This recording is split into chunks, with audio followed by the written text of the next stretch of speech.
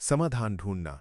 बहिष्करण क्षेत्र आवश्यक चीजों में से एक वो पर्यावरण है जिसमें हम रहते हैं, और प्लास्टिक इसे आकार देने वाले सबसे महत्वपूर्ण कारकों में से एक है।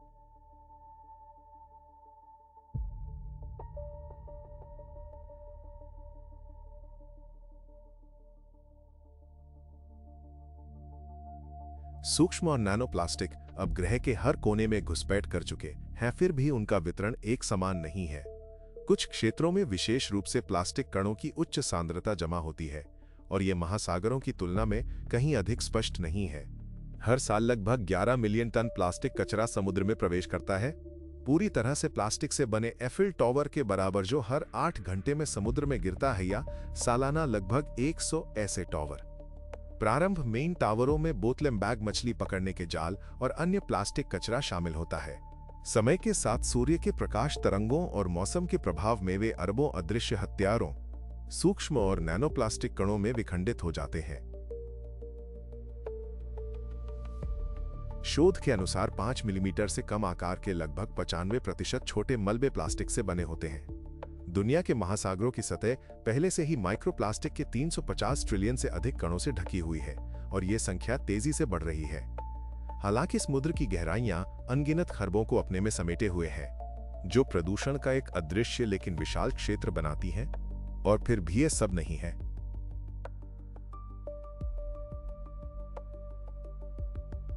समुद्री हवा जहरीली हो गई है। जब समुद्र की सतह पर लहरें टूटती हैं तो वे अनगिनत बुलबुले उत्पन्न करती हैं। जैसे ही ये बुलबुले फूटते हैं, वे न केवल नमक के क्रिस्टल हवा में छोड़ते हैं, बल्कि सूक्ष्म प्लास्टिक कण भी छोड़ते हैं। हवा के साथ सूक्ष्म और नैनो प्लास्टिक पूरे ग्रह पर बिखर जाते हैं। हवा जितनी तेज होती है और समुद्री झाग जितना अधिक होता है, विशेषकर तूफानों के दौरान, उतने ही अधिक कण वायुमंडल में उठते हैं।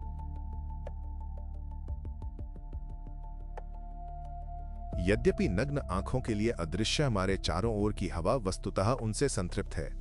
हर साल लगभग 136,000 टन माइक्रोप्लास्टिक समुद्री हवा द्वारा समुद्र से जमीन तक ले जाया जाता है, यानी हर दिन 370 टन से ज्यादा। वायुमंडल में प्लास्टिक को वायु धाराओं द्वारा हजारों किलोमीटर तक पहुंचाया जाता है। वे ओस में बस जाते हैं और बर्फ और बारिश के साथ जमीन पर गिर जाते हैं। तट और तटीय क्षेत्र सबसे पहले इसका प्रभाव झेलते हैं। जब लोग छुट्टियां मनाने, तैराकी करने, धूप लेने के लिए समुद्र तट पर जाते हैं, तो वे हमेशा मुझे माइक्रोप्लास्टिक की तस्वीरें भेजते हैं, क्योंकि सभी समुद्र तट माइक्रोप्लास्टिक से भरे होते हैं। पूर्वी चीन के एक तटीय शहर में किए गए एक अध्ययन में पाया गया कि एक व्यक्ति केवल बाहर समय बिताने से प्रति वर्ष 10 लाख माइक्रोप्लास्टिक कणों को अंदर ले सकता है।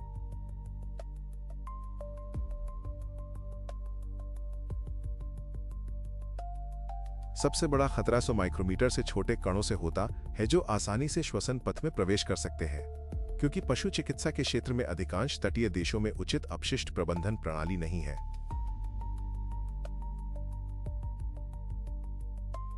आप जानते हैं, वे भूमध्य सागर में बहुत सारे, मेरा मतलब है भारी मात्रा में प्लास्टिक कचरा छोड़ते हैं। ये पहला कारण है।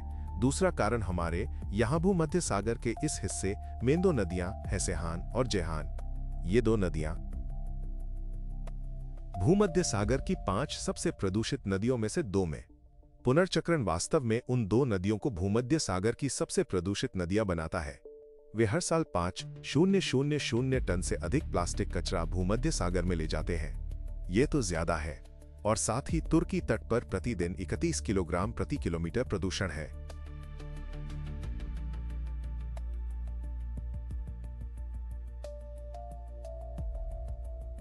प्रतिदिन 1 किलोमीटर समुद्र तट में 31 किलोग्राम प्लास्टिक कचरा उस लागत तक पहुंचता है। यह तो ज्यादा है। जरा सोचिए, एक प्लास्टिक की बोतल 10 ग्राम या 15 ग्राम की होती है। आप कल्पना कर सकते हैं कि कितनी प्लास्टिक की बोतलें आप जानते हैं उन समुद्र तटों पर फंसी हुई हैं। डॉक्टर सरजू गनात्रा एक कार्डियक ऑन्कोलॉजिस्ट और लाहे हॉस्पिटल एंड मेडिकल सेंटर में कार्डियक ऑन्कोलॉजी प्रोग्राम के निदेशक हैं। वह हृदय चिकित्सा, ऑन्कोलॉजी और पर्यावरणीय स्थिरता के प्रतिच्छेदन पर अनुसंधान का नेतृत्व करते हैं। उनके अध्ययन के अनुसार, जो अमेरिकन एकेडमी ऑफ न्यूरोलॉजी में प्रस्तुत किया गया था, तटीय क्षेत्रों में रहने से मस्तिष्क और गतिशीलता विकलांगता का खतरा बढ़ जाता है।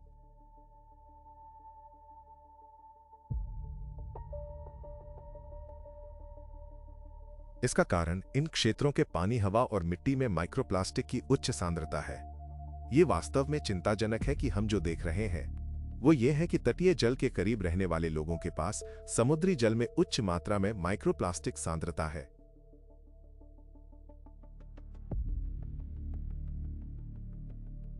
उनमें उच्च प्रसार, विभिन्न हृदय रोग, स्ट्रोक, मधुमेह और अन्य चयापचय स्थितियों की उच्च दर, साथ ही संज्ञानात्मक गतिशीलता और आत्म देखभाल विकलांगताएं हैं। और आप जानते हैं, स्वतंत्र रूप से जीने की क्षमताएं अनिवार्य रूप से उस आबादी में कम है।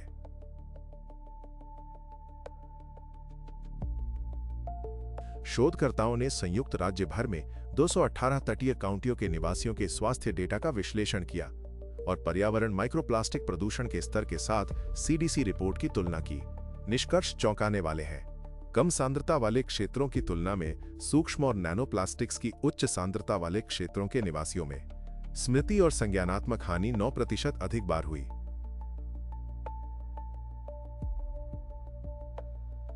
मोटर संबंधी विकार 6% अधिक पाए गए। स्व देखभाल में कठिनाइयां जैसे कपड़े पहनना या स्वच्छता बनाए रखना 16% अधिक आम थी। वित्त प्रबंधन या खरीदारी सहित स्वतंत्र रूप से रहने में असमर्थता 8% अधिक थी।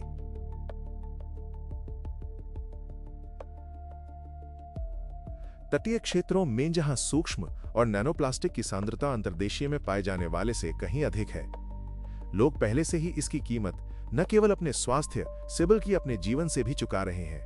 डॉक्टर सरजू गनात्रा के नेतृत्व में एक अध्ययन में वैज्ञानिकों ने माइक्रोप्लास्टिक प्रदूषण के उच्च और निम्न स्तर वाले क्षेत्रों की तुलना की। लेकिन इससे एक अहम सवाल खड़ा होता है, यानी आज निम्न स्तर का क्या मतलब है? इसका उत्तर देने के लिए आइए संख्याओं पर नजर डालें। डॉक्टर गनात्रा ने समुद्री जल से भरे प्रति 262 में एक छोटे प्लास्टिक कण के रूप में प्रदूषण के निम्न स्तर को परिभाषित किया। पहली नजर में यह नगण्य लग सकता है, लेकिन जब वो एक कण नैनोस्केल टुकड़ों में टूट जाता है तो कणों की संख्या दसियों या सैकड़ों नहीं बल्कि लाखों गुना बढ़ जाती है।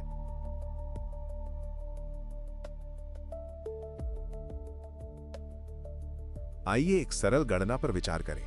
मान लीजिए कि ऐसे एक छोटे प्लास्टिक कण का आयतन सिर्फ 1 घन मिलीमीटर है, जो लगभग रेत के दाने के बराबर है। समय के साथ यह कई छोटे छोटे टुकड़ों में टूट जाता है।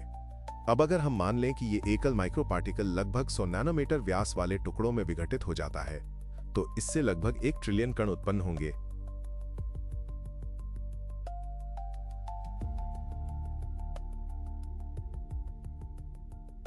और यदि उनका आकार घटकर 10 नैनोमीटर रह जाता है तो संख्या बढ़कर 10 से 15 या 1 क्वाड्रिलियन नैनोकणों तक पहुंच जाएगी, सभी एक ही माइक्रोपार्टिकल से। तो व्यवहार में इसका क्या मतलब है?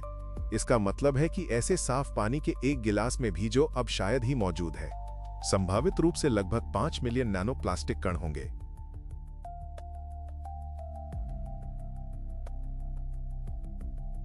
और मानव शरीर के लिए सिर्फ एक गिलास पीने से कम 5 मिलियन कोशिकाएं खतरे में पड़ जाएंगी।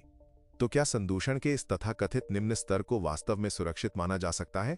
शरीर में प्रवेश करने वाले उन 5 मिलियन कणों में से प्रत्येक सूजन पैदा कर सकता है, हाइपोक्सिया का कारण बन सकता है और न्यूरॉन्स के बीच संचार को बाधित कर सकता है। ध्यान दें कि ये प्रभाव हमेशा तुरंत ध्यान देने योग्य नहीं होते हैं। हल्का सिर दर्द, कभी थकान, चिंता या ध्यान केंद्रित करने में कठिनाई, ये सभी संज्ञानात्मक गिरावट, न्यूरोडिजेनरेटिव रोगों, विकलांगता और अंततः मृत्यु के प्रारंभिक चेतावनी संकेत हो सकते हैं। ये लक्षण विशेष रूप से उन लोगों में स्पष्ट होते हैं जो तटीय क्षेत्रों के पास रहते हैं या महत्वपूर्ण समय बिताते हैं, और उनके स्वास्थ्य में गिरावट एक प्रारंभिक चेतावनी संकेत है।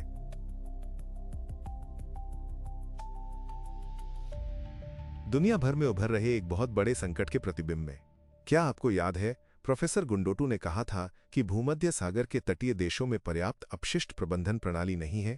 खैर, शोध के अनुसार इस क्षेत्र में माइक्रोप्लास्टिक की सघनता उत्तरी प्रशांत महासागर से लगभग 4 गुना अधिक है, जहां वैसेग्रेट पैसिफिक गार्बेज पैच स्थित है।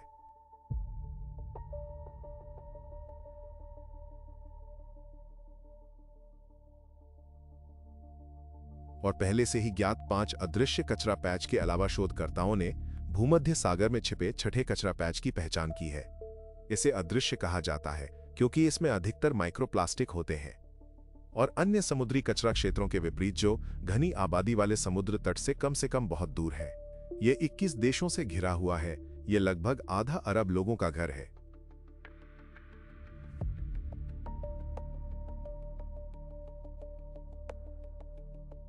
हम कह सकते हैं कि यह ग्रह का सबसे खतरनाक कचरा स्थल है, क्योंकि यहां प्लास्टिक पहले ही टूटकर छोटे छोटे आकार में बदल चुका है, जो जीवन के लिए खतरनाक है। भूमध्य सागर में रहने वाला हर व्यक्ति सूक्ष्म नैनो प्लास्टिक की अत्यधिक उच्च सांद्रता वाली हवा में लगातार सांस ले रहा है। ये एक अत्यंत खतरनाक क्षेत्र है, जिसे बहुत पहले ही बहिष्करण क्षेत्र के रूप में नामित किया जाना चाहिए था। अब बैटरी का उदाहरण याद करें और कल्पना करें कि कितने आवेशित कण मौजूद हैं और कितनी ऊर्जा वहां केंद्रित है। यही कारण है कि भूमध्य सागर दुनिया के बाकी महासागरों की तुलना में तेजी से गर्म हो रहा है। ये बहुत गंभीर है, क्योंकि भूमध्य सागरीय यूरोप और भूमध्य सागरीय देशों की जलवायु को आकार देने में महत्वपूर्ण भूमिका निभाता है। ये मौसम के पैटर्न, वर्षा वितरण और यहां तक कि पूरे क्षेत्र के पारिस्थितिकी तंत्र को प्रभावित करता है।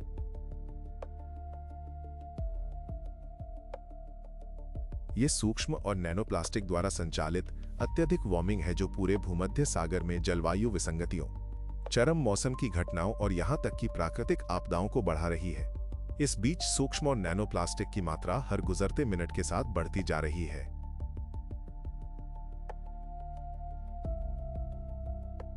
और जो बात मुझे व्यक्तिगत रूप से चिंतित करती है, वो ये है कि लोग ये नहीं जानते हैं और इन क्षेत्रों की यात्रा करना जारी रखते हैं, अक्सर अपने बच्चों के साथ, यह सोचकर कि वे वहां आराम करने और तरोताजा होने के लिए जा रहे हैं, बल्कि वास्तव में वे अत्यधिक खतरे के क्षेत्र में प्रवेश कर रहे हैं।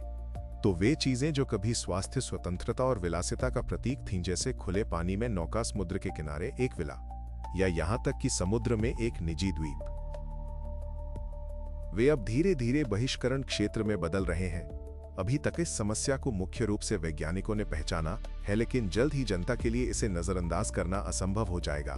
और जब वो क्षण आएगा तो तटीय क्षेत्रों से बड़े पैमाने पर प्रवास अपरिहार्य हो जाएगा। इस प्रकार यदि हम कोई समाधान खोजने में विफल रहते हैं, तो आर्थिक नुकसान बहुत बड़ा होगा, क्योंकि पर्यटन उद्योग ध्वस्त हो जाएगा और तट पर लग्जरी रिसोर्ट्स वीरान हो जाएंगे। फिर भीखतरा यहीं खत्म नहीं होता है, क्योंकि छोटे प्लास्टिक वायुमंडलीय परिसंचरण द्वारा लगातार फैल रहे हैं और अपने रास्ते में आने वाली हर चीज को दूषित कर रहे हैं।